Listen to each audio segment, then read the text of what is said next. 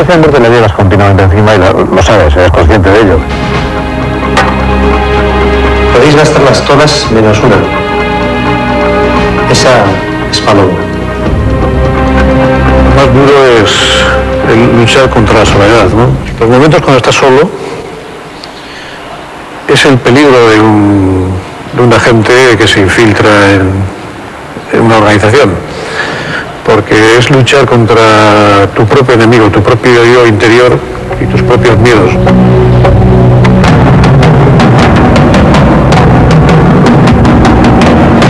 Vamos a conocer una historia fascinante, un relato que parece sacado de una novela de John le Carré, pero no es una ficción, es pura realidad. En la sede de los servicios secretos españoles, aquí desde donde les hablo, se fraguó la Operación Lobo. Vamos a reconstruir la vida de un espía, del hombre que se infiltró en ETA, llegó hasta la cabeza de la organización y acabó con ella por 2 veces en 1975, el año que murió Franco. Franco ha muerto.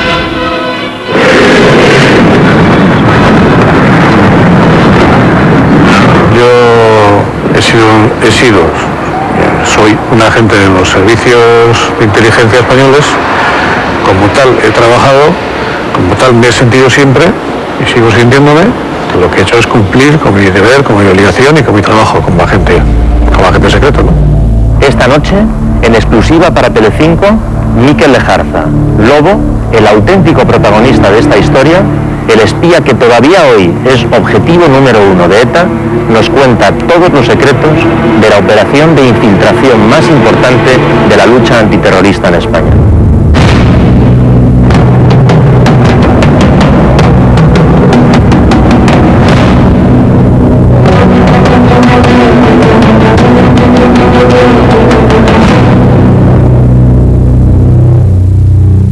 Muy cerca del cruce con la de Maldonado, cuando el presidente del gobierno... Diciembre de 1973, ETA asesina al presidente del gobierno, el almirante Carrero Blanco.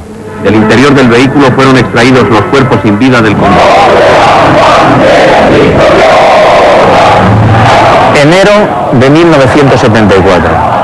España vive meses de enorme convulsión política. Desde un despacho como este, el SECET, los servicios de información del franquismo, ponen en marcha la Operación Lobo para infiltrar un topo en las entrañas de ETA. Un topo es un infiltrado que es capaz de hacer un socavón por debajo y lo hunde. Y realmente la acción del Lobo fue un punto de inflexión importantísimo, ¿no? O sea, a partir de aquel momento ETA sabía que era muy vulnerable. Quieren subir hasta la cúpula, pero realmente hay una motivación más visceral: vengar a Carrero Blanco. Los servicios de CET son servicios de inteligencia, quieren información y por tanto necesitan a alguien dentro, muy cerca de la cúpula, trufar a ser posible a ETA. El elegido es un joven vasco, Mikel Lejarza, Lobo para los servicios de información y Gorka para ETA. El protagonista de esta historia consigue ganarse la confianza de la organización y llega hasta la mismísima cúpula, siendo el responsable de la infraestructura de todos los comandos. El resultado de la operación es brillante y se consigue la detención de toda la cúpula de ETA político-militar. 158 etarras son detenidos en el mayor operativo antiterrorista de la historia de España. ETA descubre al infiltrado y denuncia a Lobo, inundando el País Vasco de pasquines con el rostro de Mikel y poniendo precio a su cabeza. 1975 fue un año decisivo en la lucha contra el terrorismo etarra. Bueno, yo reunía unos requisitos esenciales, básicos, que eran el ser vasco, el conocer el euskera. Había otras cosas que yo desconocía totalmente, desconocía lo que era la organización, desconocía cómo trabajaba, cómo funcionaba. Había muchos desconocimientos en mí sobre el panorama ETA.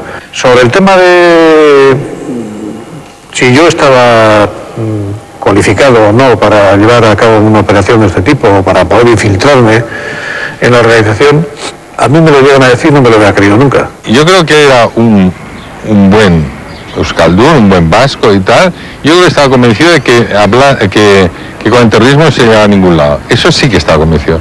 Yo creo que políticamente no se puede decir que fuera ni de derechas, ni de izquierdas, ni de centro y tal. Yo creo que era un hombre convencido de que había que luchar contra el terrorismo. Eso es lo que estoy convencido. El lobo supo hacerlo muy bien, por eso era lobo. Porque los lobos no van ahí aullando cuando van a cazar, son como los zorros, es decir, van callando, rastreando, pim pum, infiltrándose, metiendo y operan rápidamente y después desaparecen y luego aullan, ¿no? Tenía infraestructuras por todas partes, en Barcelona, en Madrid, por ahí, en Santander, en todas las esquinas tenía infraestructuras y para ETA era esencial. Una persona muy amable, muy dispuesta, muy voluntariosa y con un gran don de gente y de simpatía, ¿no? Lo cual acababa seduciendo a las personas que le rodeaban y acabó evidentemente pues metiendo en un puño a los que finalmente fueron detenidos por su actividad de infiltración en el seno de ETA. Miquel trabaja en una fábrica de Lemona. Allí conoce a gente próxima al entorno de Etarra. Cuando yo me movía en este ambiente conocía gente de ese entorno, pero no era consciente de que esa gente pertenecía a ese entorno. Yo fui consciente cuando ya empecé a trabajar. La convicción de la familia Lejarza es que él había entrado en ETA voluntariamente, que había entrado en ETA, esa es la información que transmitía la familia, que había entrado en ETA antes de ser, de alguna manera un agente de las fuerzas de seguridad del Estado, que las fuerzas de seguridad del Estado lo habían, de alguna manera descubierto, lo habían torturado y le habían obligado a actuar en favor de ellos y que siguió haciéndolo así dentro de ETA. Si te enteras de algo o necesitas cualquier cosa, ponte en contacto conmigo. Hay que tener amigos hasta en el infierno.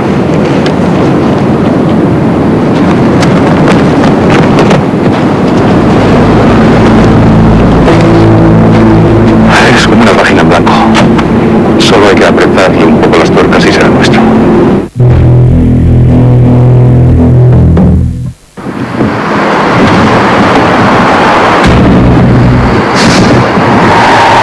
Tu primer encuentro con personal del CESET fue en este parque de Bilbao. Aquí nos reunimos y aquí pues ellos realmente primero hicieron 4 preguntas tontas, pero enseguida entraron de lleno a saco. Hubo un momento en que yo les pregunté qué posibilidades puede haber de que salga bien el tema, ¿no? Y me dijeron, hay una posibilidad, yo creo que un 98%, y yo pensé que me decían un 98% de que salía bien, ¿no? Me dije, no, un 98% de que salga mal. Y claro, en ese momento, pues lógicamente es un golpe el que recibes, ¿no? Yo les pido unos días de reflexión, ¿no?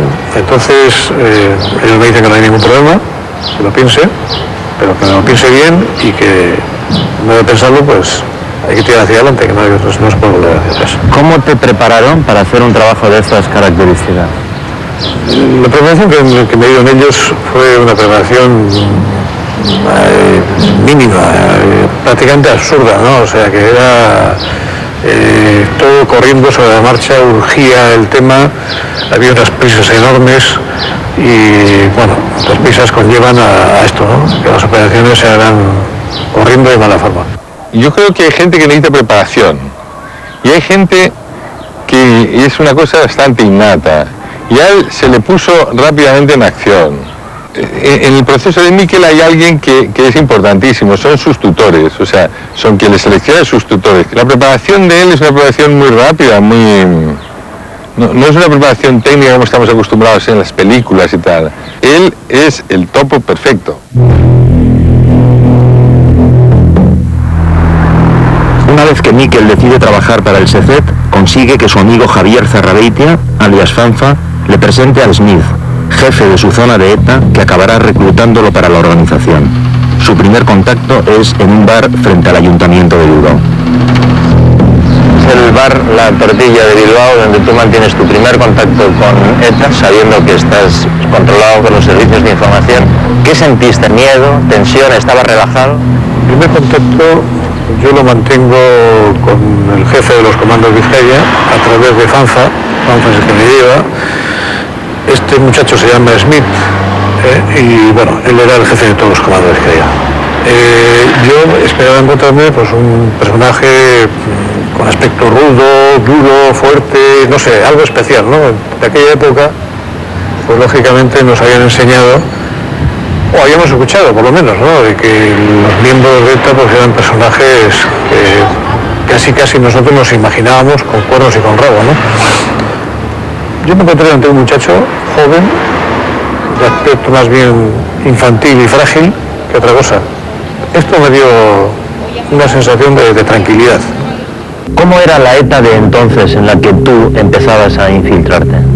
La ETA de entonces no tenía que ver nada con la de ahora, porque era una ETA formada y forjada por personas muy preparadas, mucho más cualificadas intelectualmente.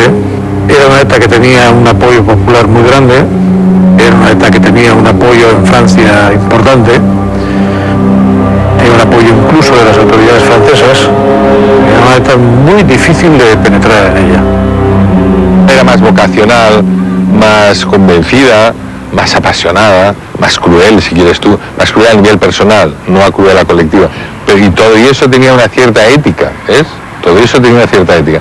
Luego perdieron el convencimiento político, la ética dentro de lo que caben los asesinos, si hay una ética entre los asesinos y una ética entre los secuestradores, que no hay, pero bueno, si pudiéramos encontrar 1 miligramo, luego la pierden ese miligramo.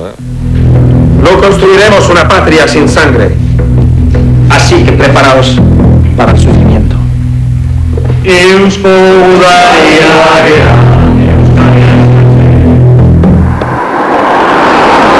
Estamos en el monte de Archanda con Bilbao debajo.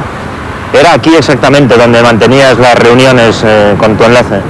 Sí, generalmente es donde nos veíamos, donde teníamos nuestros contactos, donde nos contábamos nuestras penas y todo lo que había aconteciendo, ¿no? ¿Y cuáles fueron tus primeras acciones para la organización terrorista ETA? Smith se pone en contacto otra vez conmigo, pasado un tiempo, y me dice que tengo que recoger una maleta, que es muy importante para ellos, que tengo que recogerla y guardarla. Esta maleta era una maleta que contenía elementos muy importantes sobre ETA, ¿no? Información muy especial que con mucha valía para el SECET. Smith te planteó también la necesidad de que pasaras armas desde Francia a España. Me dijo de pasar unas armas desde Bayona hasta el interior. Tuve que viajar a Bayona, por cierto, y me esperaron allí dos etarras desconocidos y me dieron 2 rifles para pasar en el interior del vehículo. Ahí me encontraba solo en la frontera y tuve que ideármelas para yo poder pasar estos rifles por motus propio, ¿no? Y los camuflé como pude y con todas unas revistas pornográficas, porque en aquella época estaba prohibido las revistas pornográficas, para entretener de alguna manera al Guardia Civil del puesto de la frontera. En ese momento es lo que se me ocurrió. Luego consulta con los agentes del SECET, con sus coordinadores y con sus contratadores, porque él es agente doble y dice, ¿lo hago? Le digo, sí, hazlo. Son varios viajes de estos, varios servicios, en los que él mismo luego sabe que se está comprometiendo. Todo eso es jugándose la vida, pero él está ya dando información al SECET desde el primer momento. La detención de Fanza y la huida de Smith provocan que Lobo pierda todos los contactos con la organización. A partir de ese momento, la policía busca ya a Gorka como un etarra más.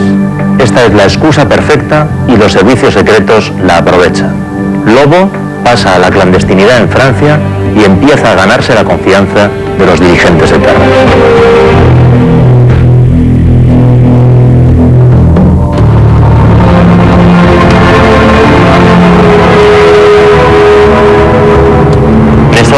Tú pierdes los contactos con la organización. Fanza era el único enlace que tenía yo, directo, y lo demás lo que tenía que hacer es esperar a que Smith se pusiera en contacto conmigo. Todo se tuvo que resolver sobre la marcha. En ese momento el oficial de caso piensa y me dice que lo mejor es irme a Francia y ver a ver si yo allí encuentro a alguien o me ven y que ellos mismos se acercarían a mí, ¿no? Y es así como realizamos la cosa. Entonces en ese momento, ¿qué ocurre? Que la policía pues pone a Gorka en el objetivo, y Gorka ya es una persona quemada, ¿eh? Lo que decíamos en algo de la organización terrorista, una persona quemada que tiene que pasarse al otro lado y convertirse en un liberado.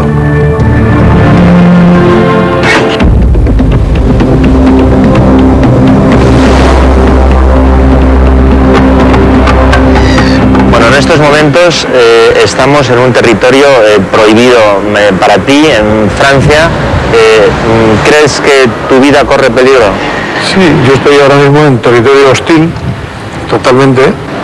Mi vida corre, lógicamente, claro que corre peligro. Más aquí, ¿no? Cuanto más cerca de estos elementos, pues siempre mucho más peligro. Sí, yo seré un objetivo de ETA siempre, mientras viva. ¿Y crees que incluso 30 años después podría haber alguien que te reconociera? La organización tiene unos vicios que no lo supera, o sea, siempre vuelve a los lugares de origen, y siempre hay gente por estos lugares. ¿Cómo era tu vida aquí con los terroristas de ETA? Pues me encontré con una cosa totalmente imprevista para mí, ¿no? Me encontré con unos grupos de jóvenes apilados en pisos, durmiendo como se podía. No había nada todavía que diera yo que se fundamentara en preparar a todos aquellos grupos de alguna manera. En esta estación de ferrocarril de Hendaya es donde tú contactabas con los agentes del SECED, de los servicios de información. Sí, aquí en la estación, donde teníamos el vehículo con el pañuelo atado al volante, como buzón para depositar mis informaciones, pues es donde era el contacto habitual. Esto era un punto crítico porque el sistema era bastante burdo y peligroso. En más de una ocasión me encontraba con personas de ETA según iba yo hacia el coche, ¿no? El llevar una nota escrita en el bolsillo suponía tu sentencia de muerte.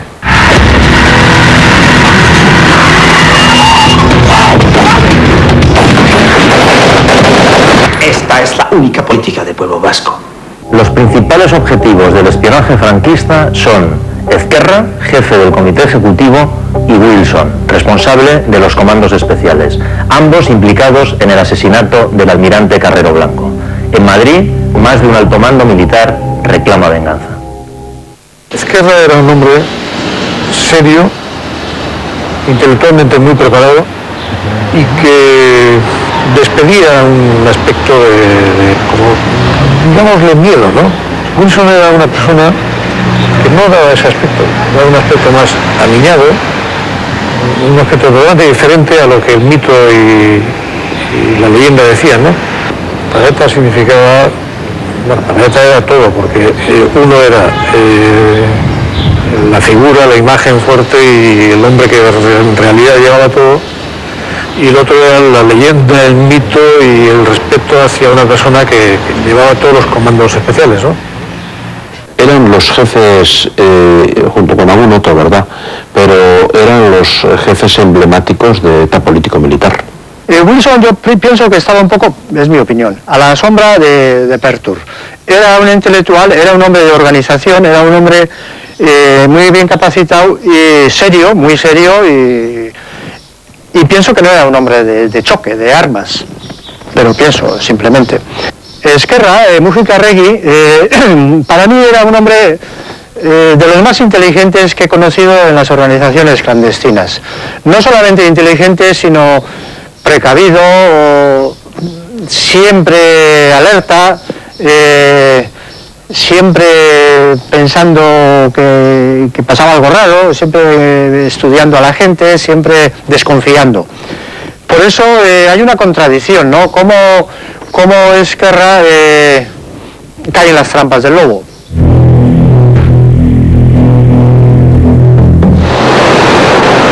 ¿Cuándo te asignan a los comandos del ECI? Yo tengo una reunión en San Juan de Luz con Wilson y Félix Eguía, con otros miembros de ETA que yo desconocía, y allí es donde nos dicen que íbamos a formar parte de los comandos especiales de Wilson. Llamamos comandos especiales de Wilson, que más tarde serían convertidos en los comandos de ECIS. En ese momento es cuando a mí me encuadran dentro de lo que es los comandos especiales de ETA. ¿Asististe a algún campo de entrenamiento de etarra? Eran pocos los grupos que tenían acceso a esto, y lógicamente pues buscando cualquier objetivo para poder disparar unos cuantos tiros, y luego pues algunas que otras clases a aquellos que de alguna manera iban a manipular algún explosivo. Explosivos, víveres y tal, o sea, tomábamos posición en una zona, generalmente en un caserío viejo en esto, y montábamos un sistema de vigilancia. A veces se ponían pues como minas, ¿no? Para si aparecía uno, pues estallara para meter ruido. O sea, no era minas para liquidar, pero era para avisar. Y los entrenamientos eran muy duros. Se hacían marchas, se hacía mucha topografía, supervivencia, etcétera, etcétera.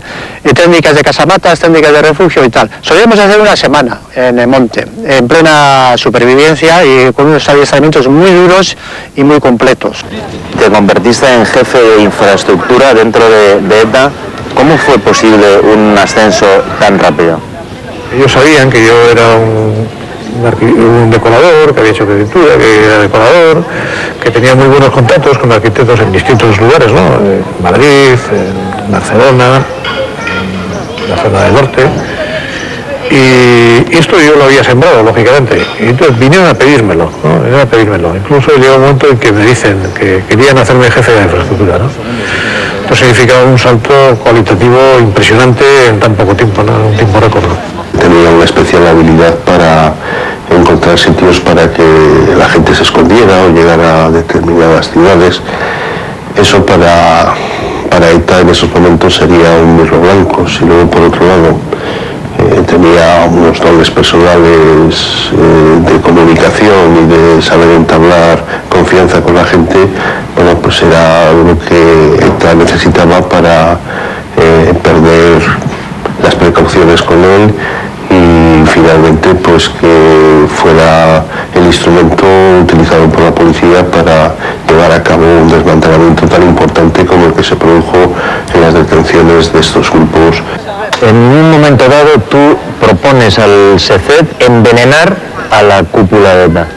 Bueno, esto es cierto. Iba a haber una asamblea de ETA, pero completa, en la cual iban a estar ETA militar y ETA político-militar. Esto suponía que iba a haber un control total y exhaustivo sobre ETA. Entonces yo me planteo, digo, de un mazazo podemos acabar todo, ¿no? En uno de los encuentros con mi oficial de caso, pues se lo comenté. Él me dijo que lo elevaría a sus superiores y la contestación pues después fue que ni por nada del mundo, ¿no? La propuesta era, bien, envenenamiento o bueno, cualquier otro tipo de acción que nos llevara a poder pillar a todos los etarras. Uno de los momentos más desagradables, ¿no? de toda la operación Lobo, uno de los momentos que no se me olvidará en la vida. El día anterior del hecho concreto que ocurrió, yo tuve un encuentro con mi oficial de caso, que él me pidió que de 1 a 2 de mediodía del día siguiente no estuviera en ese lugar. Claro, yo le dije, ¿y si tengo que estar? Porque hay una reunión y lógicamente pues si me voy a lo mejor despierta esta gente alguna curiosidad contra mí, ¿no? Y lógicamente pues es peligroso. Dio a entender de que había unos grupos parapoliciales que iban a poner una bomba en el edificio. Y bueno, lo que ocurrió es que al día siguiente, pues como yo pensaba, que como yo se lo dije, pues no podía zafarme de la reunión. No había manera humana de irme de allí. Entonces, pues busqué la manera de soportar aquello. Y pegándome a una columna de la casa, pues esperé lo peor. Tuve la suerte de que no me ocurrió nada.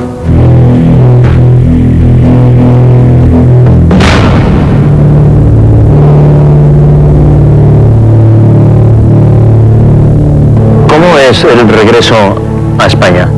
Pues después de nuestro susto en la cooperativa Socoa, iniciamos el recorrido hacia Perpiñán en tren, cada uno con nuestras mochilas, portando ya nuestras armas, nuestra munición.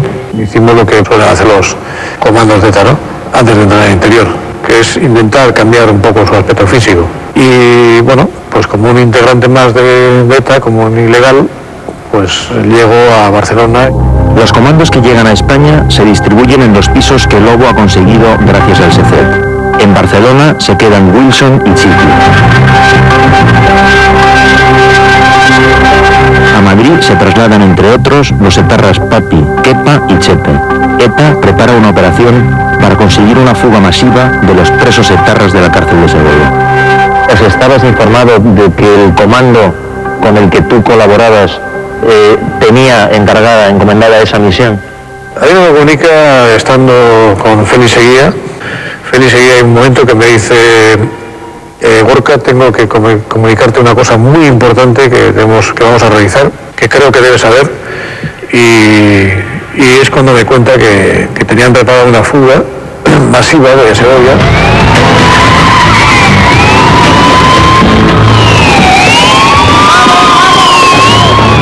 En Barcelona, Wilson y Chiqui deciden atracar un banco para financiar la fuga de la cárcel de Segovia. Tras un intenso tiroteo en el que muere un policía, son detenidos. Chiqui sería fusilado 2 meses después. Wilson y Chiqui son detenidos aquí en Barcelona. ¿Tú crees que la policía se precipitó con esta acción? Yo sé que fue una precipitación. Era tanta la ansiedad y las ganas de capturar a Wilson que yo creo que no midieron bien las consecuencias que podía traer. Y bueno, luego después empezaron a decir que fue una cosa de casualidad. No hubo casualidad porque estaban totalmente controlados. Fueron a capturarlos y lo que les interesaba pues era coger a Wilson. Sabían que tenían localizados al resto de Madrid y lo que hicieron es pues ir a por ellos, a por todos, ¿no? Era bastante evidente que los servicios del Estado eran flojos, estaban descoordinados, se solapaban, tenían distintos mandos, tenían distintas obediencias, distintas disciplinas, distintos objetivos. Aquí no solo se jugaban la vida de Lobo, se jugaban incluso las propias vidas de esos policías que actuaban y de los agentes de los servicios secretos. La descoordinación es, si lo decimos total, es muy elevada. ¿Por qué? Pues porque los ministros de turno de Interior siempre acaban diciendo las fuerzas de la policía, las fuerzas de la Guardia Civil, las fuerzas de inteligencia y tal. Esa historia de personalizar el éxito de la seguridad se tendría que haber acabado, no han acabado, porque no han aprendido. Son gente al servicio de la seguridad del Estado. Y mientras haya personalización del éxito, entonces habrá descoordinación. Para no levantar sospechas en los comandos de ETA, la policía oculta la identidad de los detenidos. Para los medios de comunicación, el atraco es obra de 2 delincuentes comunes, el Lele y el Pirómano. El motivo no fue otro que despistar a la gente de Madrid, los que estábamos en Madrid, para que no sospecharan que habían sido detenidos y poder detener después a todos los de Madrid. En principio pensarían que a lo mejor colaba y podían seguir la cosa hacia adelante.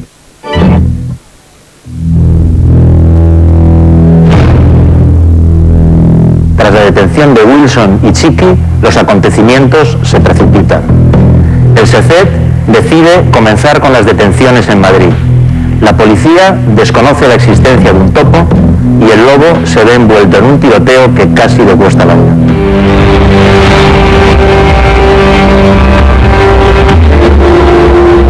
Tú estabas con Papi, Chepe y Kepa. ¿Qué es lo que sucedió, Miguel? Pues nosotros íbamos a por una multigolpista, precisamente para preparar los carnés para la fuga de Segovia, para los que se verían. Íbamos por la Castellana, pues nos encontramos que había unos cuantos coches de policía que bajaban hacia dirección Cibeles, con las cabezas fuera de las ventanas, como buscando algún vehículo. Incluso se veía esgrimir alguna metralleta por fuera de la ventana. Y esto fue lo que nos hizo sospechar que algo ocurría, ¿no? Y entonces Papi pidió a Chepe que le dieran el periódico, que en los sucesos venía lo del Lele y Pirómano. Quise también demostrar que estaba preocupado por todo aquello, ¿no? Pero la policía empezó a disparar y lógicamente hay una desbandada total.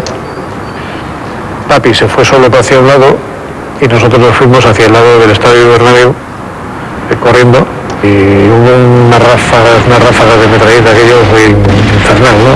Una cantidad de disparos brutal, las balas silbaban alrededor mío, bueno, era impresionante aquello, ¿no? Y bueno, tuve la suerte de que no llegó a darme ninguna, y al doblar la esquina, para ganar tiempo, pues saqué una de mis armas, de 2 armas, y disparé unos cuantos tiros, tirando hacia arriba, hacia el aire, ¿no? Lo primero que pensé es, pues, entrar en un piso. O vi el primer portal, porque me parecía demasiado claro, ¿no? Entrar en el primero y entré en el segundo, toqué la segunda puerta y era un matrimonio mayor el que me abría la puerta, me desencañé con la pistola y dije, abría y me abrir la puerta y vi mi refugio, mi salvación en ese momento, ¿no? El momento era muy tenso, porque yo intenté llamar al servicio con tan mala fortuna de que me saltó una contestadora automática y dejé el recado.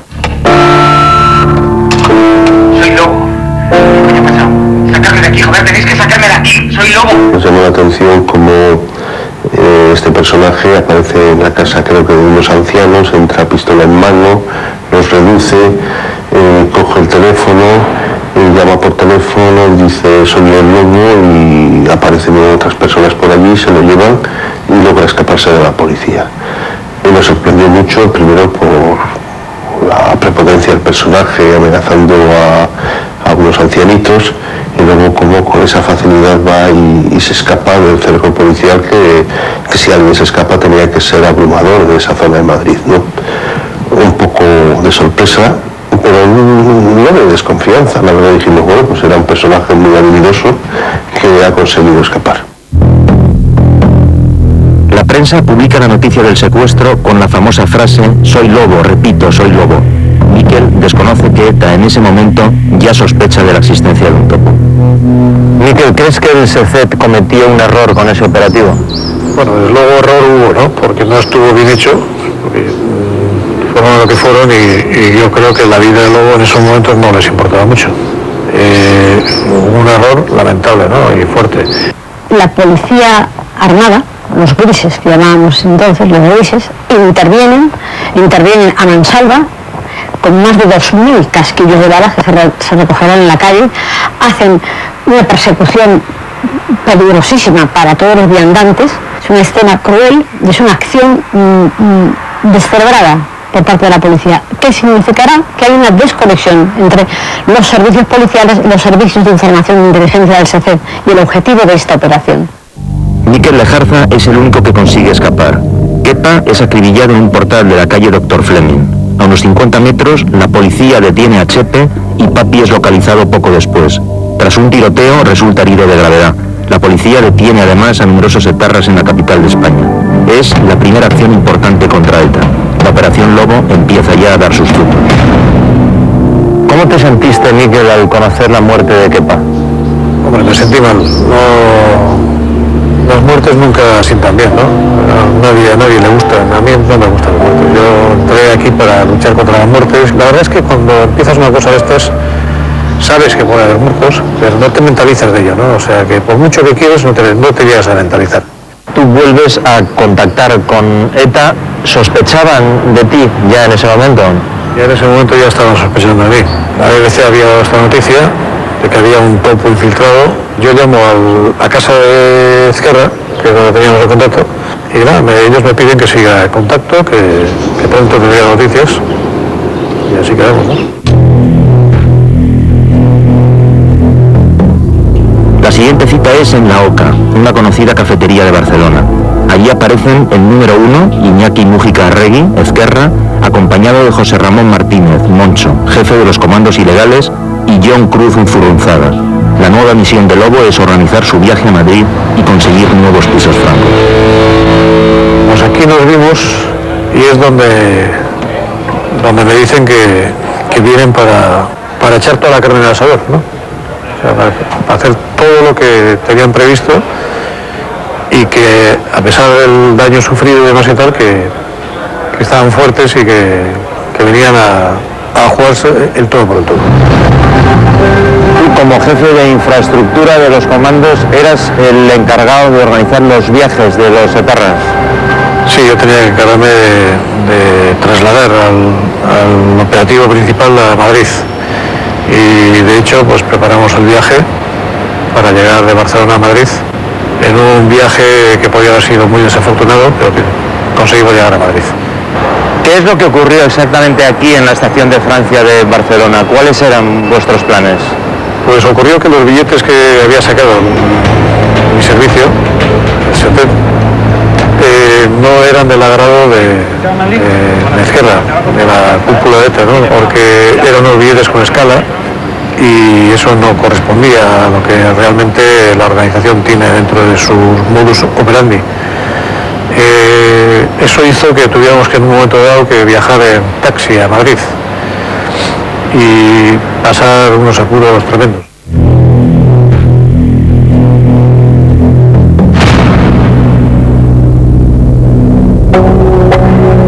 Una vez en Madrid, sus compañeros de comando siguen obsesionados por la noticia del infiltrado. Aquí en el Parque del Oeste, a lo que te someten es a lo que podríamos denominar un juicio sumarísimo. Fue un juicio sumarísimo en toda regla, ¿no? Ezquerra empezó a hablar con una cara de mala leche impresionante, o sea, diciendo que bueno, yo mira, Miquel, te tenemos que contar una cosa importante, que vamos, que nos han informado que eres un agente de los servicios de inteligencia infiltrado dentro de la organización. Me entró una carcajada impresionante. No sé si fueron los nervios o fueron la forma en que veí como me lo decían, o todo junto. Ellos me dijeron, Gorka, no te rías, ¿no? Esto es muy serio. Y dije, mira, ¿sabes lo que pienso? Que sois unos gilipollas, unos tal. Entonces saqué las pistolas, las dos que tenía, y dije, mira, toma. ¿Y se las das a Ezquerra? Y se las doy a Ezquerra. Y le digo, mira, sois peor que la checurada.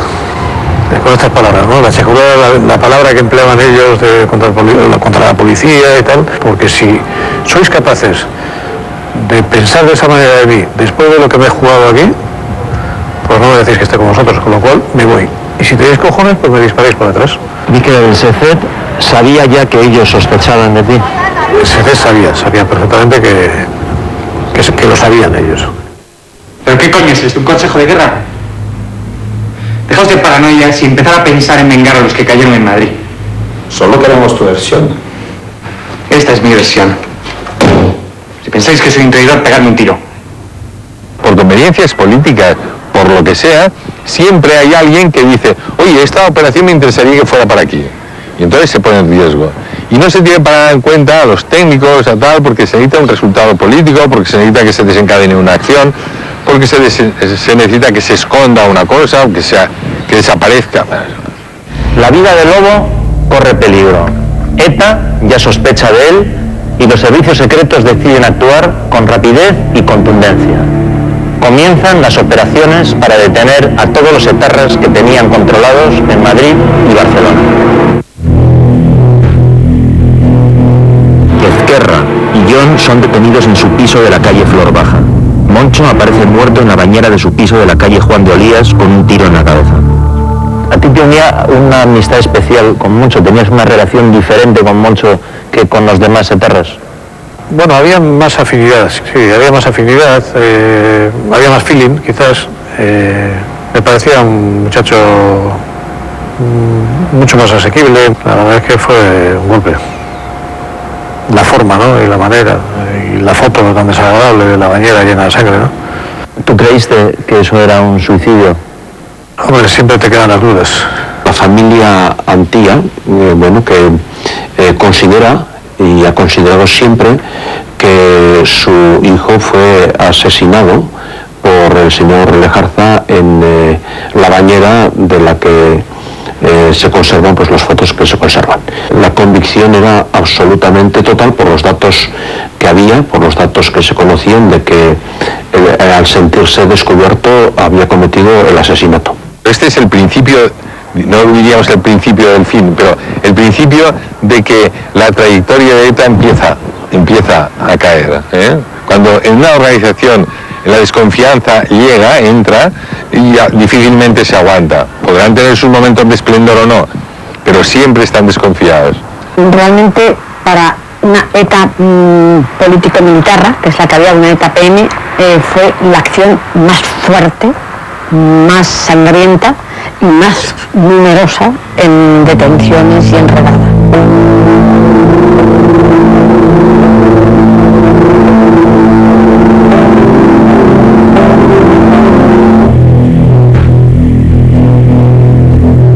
La Operación Lobo fue un éxito. La policía y los servicios secretos consiguieron desarticular la estructura y la cabeza de ETA político-militar en dos espectaculares y sangrientas operaciones que permitieron la detención de 158 terroristas. El día después, las calles de Euskadi amanecieron empapeladas con pasquines con el rostro de Mikel Lejarza sobre una condena de muerte dictada por los terroristas. Pero, ¿qué ocurre con Lobo? ¿Qué será a partir de ahora de la vida de Mikel Lejarza?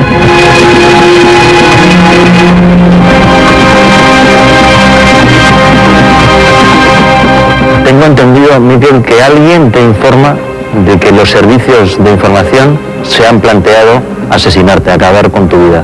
Sí, eso me lo cuenta un miembro del SECET. Me cuenta que en el servicio se había especulado la posibilidad de eliminarme, ¿no? Físicamente. Incluso quien me lo dice, le dice que él apostó por esa posibilidad, que era la mejor. En algún momento se convirtió en un peligro para los que estaban relacionados con él. Porque sabían que si no lo cazaban a él, podían cazar al de al lado. Y si lo cazaban al de al lado, podrían llegarlo a cazar a él. Había un riesgo paralelo, los tutores, por ejemplo, y alguna gente que fue identificada fácilmente y que se sabía qué papel había jugado. ¿Y se pensó en eliminarle? No.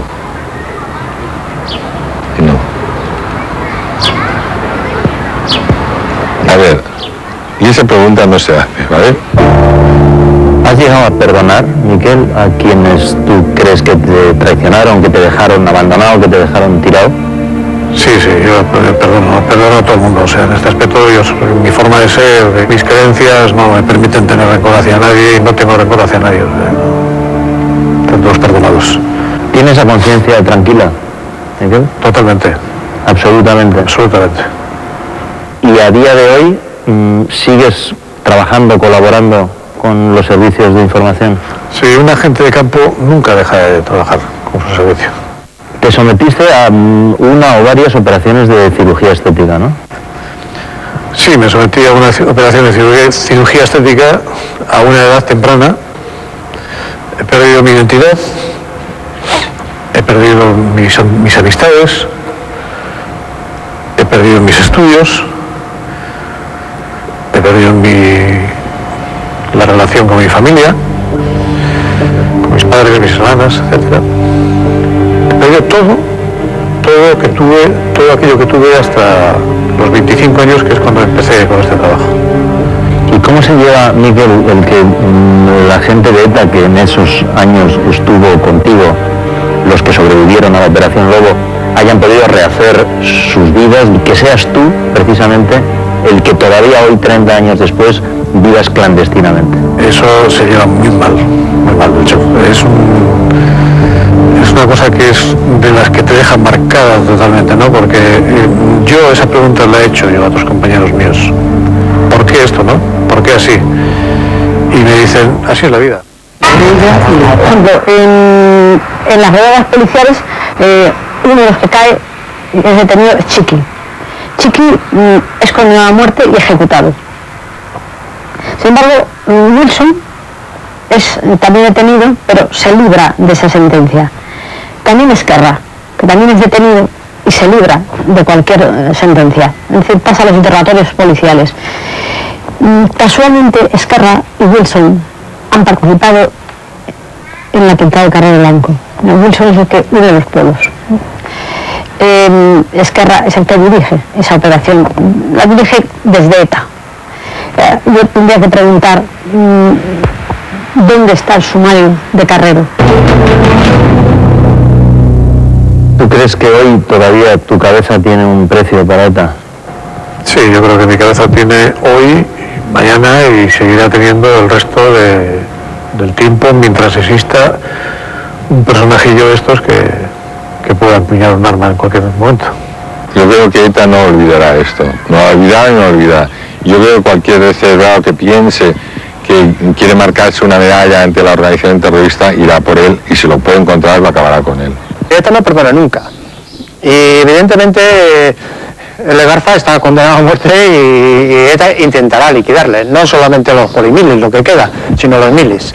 ETA intentará atrapar al lobo. Si se les pusiera al alcance, pues atentarían contra él, ¿no? Lo que ocurre es que, bueno, la memoria en ETA es muy limitada. Otra cosa es que lo tuvieran al alcance y con una cierta facilidad para atentar contra él. Mi tesis es que es más peligroso para los de la otra parte, lo de algunos elementos de los servicios del Estado de entonces que todavía viven y que le encargaron trabajos sucios. Miguel, ¿qué es lo que acaba con la vida de un terrorista? La edad, porque con la edad cambian las formas de pensar, las necesidades, y esto hace que vayan evolucionando y cambiando de actitud. ¿Y con la vida de un espía? La muerte. Solo la muerte. Solo la muerte. ¿Tú cómo definirías tu vida? Pues como una vida de película, quizás, ¿no? ¿Te consideras un traidor, Miquel? No, ni mucho menos. Me considero una persona que ha hecho bien su trabajo. ¿Tú qué miras? ¡No me mires, cabrón! ¡No me mires!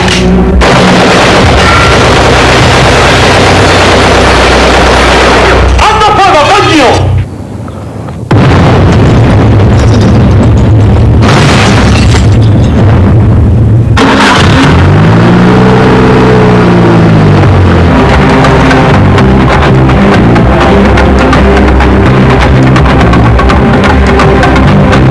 Me he jugado la vida por vosotros.